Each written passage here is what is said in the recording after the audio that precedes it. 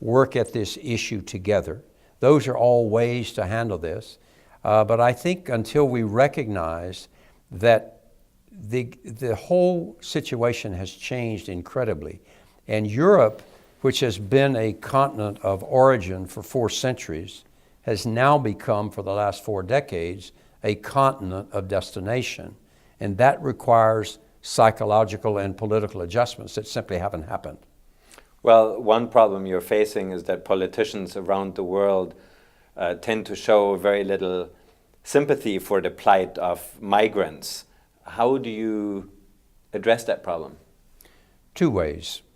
Number 1, we have to get back to the historical basis of migration, which migration has always been historically positive. They brought in new ideas, they brought in high motivation, they have contributed across the board. They're not just getting access to public services, they go in and they contribute financially. So we have to start to change that narrative. But secondly, I think countries that are not traditional migrant countries are going to have to learn to manage inexorably growing economic, social, religious, and ethnic diversity. Because with an aging North and an unemployed, youthful South, people are going to arrive who don't look or speak exactly as you do, but who might be brought to share the same values if they're properly welcomed and integrated. Now, it's a long stretch, I realize. Mayors understand this better than national politicians, and so we will be trying to bring the mayors together in October this year to share ideas with one another as to how we can make this work at the grassroots level. I think that's what has to happen.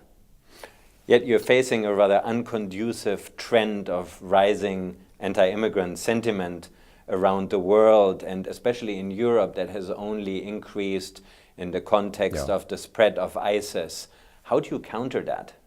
Well, first of all, we have to recognize these are fears that people have. It's fears coming out of the global economic downturn of 2008, fear of loss of jobs. It's the fear that arises, the main one you're mentioning, from the post-9/11 security syndrome. And it is also a reaction against globalization, the fear of the loss of personal or national identity. We have to deal with all of this.